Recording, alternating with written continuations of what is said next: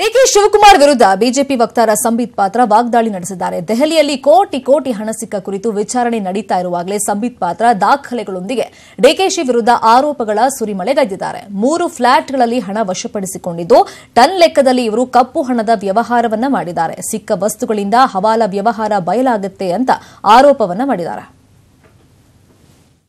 Party के कर्नाटका के कद्दावर नेता हैं, उनके खिलाफ ईडी का एक चार्जशीट भी हुआ है, केस भी उनके खिलाफ दर्ज हुआ है.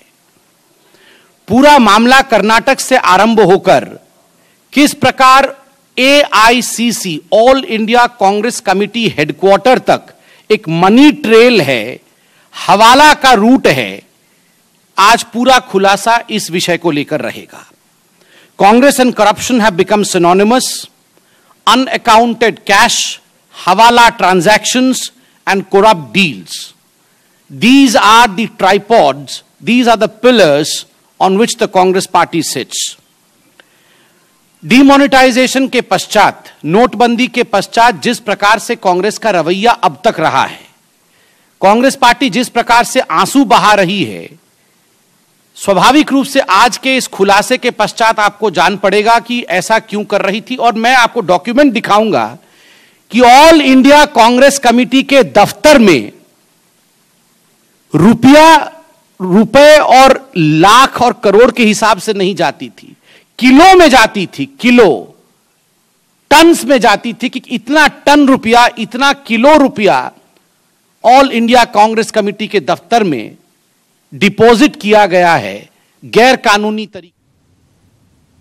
ಇನ್ನು ಇಡಿ ಭಯದಿಂದ ಡಿಕೆಶಿ ಆಸ್ಪತ್ರೆಗೆ ಅಡ್ಮಿಟ್ ಆಗಿಲ್ಲ, ಹೆದರುಕೊಂಡು ಓಡ್ ಹೋಗೋ ಜಾಯಮಾನ ಅವರದ್ದಲ್ಲ, ಎಲ್ಲವನ್ನೂ ನಾವು ಧೈರ್ಯವಾಗಿ ಎದುರಿಸ್ತೀವಿ ಅಂತ ಡಿಕೆ ಸುರೇಶ್ ಈಗ ಹೇಳಿಕೆಯನ್ನ ಕೊಟ್ಟಿದ್ದಾರೆ. ಡಿಕೆ ಶಿವಕುಮಾರ್ ನಿನ್ನೆಗಿಂತ ಇವತ್ತು ಚೇತರಿಸಿಕೊಂಡಿದ್ದಾರೆ. ಇನ್ನು ಇಡಿ ಭಯದಿಂದ ಡಿಕೆಶಿ ಆಸ್ಪತ್ರೆಗೆ ಅಡ್ಮಿಟ್ ಆಗಿದ್ದಾರೆ ಅಂತೆಲ್ಲ ಮಾತಾಡ್ಕೊಳ್ತಿದ್ದಾರೆ. ಆದ್ರೆ ನಾವು ಇಂಥದಕ್ಕೆಲ್ಲ ಹೆದರೋದೇ ಇಲ್ಲ, ಯಾವುದಕ್ಕೂ ಹೆದರೋದಿಲ್ಲ, ಎಲ್ಲವನ್ನೂ ನಾವು ಧೈರ್ಯವಾಗಿ ಎದುರಿಸ್ತೀವಿ ಅಂತ ಡಿಕೆ ಸುರೇಶ್ ಹೇಳಿಕೆಯನ್ನ ಕೊಟ್ಟಿದ್ದಾರೆ. ನಿಮ್ ಮುಂದೆ ಬರ್ತಾರೆ, ನಿಮ್ಮೆಲ್ಲ ಪ್ರಶ್ನೆಗಳಿಗೂ ಉತ್ತರ ಕೊಡ್ತಾರೆ. ನೀವೇನೇನು ಕಾಯ್ತಾ ಇದ್ದೀರೋ ಅದನ್ನೆಲ್ಲನೂ ಕೂಡ ಸಮರ್ಥವಾಗಿ ಎದುರಿಸ್ತೀವಿ. ನೀವು ಯಾರು ಗಾಬರಿ ಆಗಬೇಡಿ ಅಷ್ಟೇ. ಎಲ್ಲೋ ಡಿ ಕೆ ಶಿವಕುಮಾರ್ ಹೊರಟೋಗಿ ಎದುರುಕೊಂಡು ಆಸ್ಪತ್ರೆ ಸೇರ್ಕೊಂಡ್ಬಿಟ್ಟಿದ್ದಾರೆ ಅಂತಕ್ಕಂಥ ಭಾವನೆ ರಾಜ್ಯದ ಜನರಲ್ಲಿ ನೀವು ಮೂಡಿಸೋದು ಬೇಡ ಅಂತಕ್ಕಂಥದ್ದು ನನ್ನ ಮನವಿ. ಡಿ ಕೆ ಶಿವಕುಮಾರ್ ಯಾರಿಗೂ ಎದುರು ಪ್ರಶ್ನೆನೂ ಇಲ್ಲ, ಏನೇ ಬಂದರೂ ಉತ್ತರನೂ ಕೊಡ್ತೀವಿ, ಎದುರಿಸ್ತೀವಿ. ಅದಕ್ಕೆ ಜನರ ಆಶೀರ್ವಾದ ಇದೆ, ಭಗವಂತನ ಆಶೀರ್ವಾದ ಇದೆ, ಗುರುಗಳ ಆಶೀರ್ವಾದ ಇದೆ. ಏನಿಲ್ಲ, ನಿಮ್ ಮುಂದೆ ಬರ್ತಾರೆ. ಈ ಬಗ್ಗೆ ಮತ್ತಷ್ಟು ಇನ್ಫಾರ್ಮೇಶನ್ ಕೊಡ್ತಾರೆ. ಫೋನ್ ಸಂಪರ್ಕದಲ್ಲಿ ಜಾಯ್ನ್ ಆಗಿರುವಂತಹ ನಮ್ಮ ರಿಪೋರ್ಟರ್ ಕೃಷ್ಣ, ನಿನ್ನೆ ಎಲ್ಲ ಸ್ವಲ್ಪ ಅಸ್ವಸ್ಥರಾಗಿದ್ರು ಡಿ ಕೆ ಶಿವಕುಮಾರ್ ಅವರು, ಸ್ವಲ್ಪ ಕಾನ್ಫಿಡೆನ್ಸ್ ಲೆವೆಲ್ ಎಲ್ಲ ಕಮ್ಮಿ ಆಗಿತ್ತು. ಸೊ ಇದೇ ಭಯದಿಂದಲೇ ಆ ರೀತಿಯೆಲ್ಲ ಆಗ್ಬಿಟ್ಟಿದೆ ಅಂತ ತುಂಬಾ ಜನ ಮಾತನಾಡ್ಕೊಳ್ತಿದ್ರು. ಬಟ್ ಇವತ್ತು ಸುರೇಶ್ ಅವರು ವಿಭಿನ್ನ ರೀತಿಯಲ್ಲಿ ಹೇಳಿಕೆ ಕೊಟ್ಟಿದ್ದಾರೆ. ನಾವು ಧೈರ್ಯವಾಗಿ ಎಲ್ಲವನ್ನು ಎದುರಿಸ್ತೀವಿ ಅಂತ. ಸದ್ಯಕ್ಕೆ ಡಿಕೆಶಿ ಅವರ ಹೆಲ್ತ್ ಕಂಡೀಷನ್ ಹೇಗಿದೆ ಅಂತ ಡಿ ಕೆ ಸುರೇಶ್ ಅವರು ಏನೆಲ್ಲ ಹೇಳಿದ್ದಾರೆ?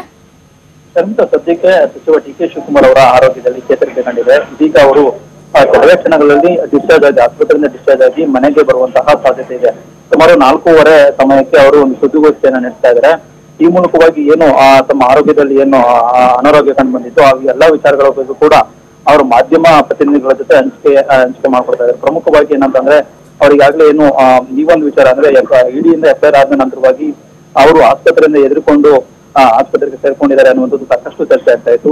ಮತ್ತೊಂದ್ ಕಡೆನೂ ಕೂಡ ಎಲ್ಲರೂ ಕೂಡ ಬಿಜೆಪಿ ನಾಯಕರು ಕೂಡ ಸಾಕಷ್ಟು ಆರೋಪವನ್ನು ಮಾಡ್ತಾ ಇದ್ರು.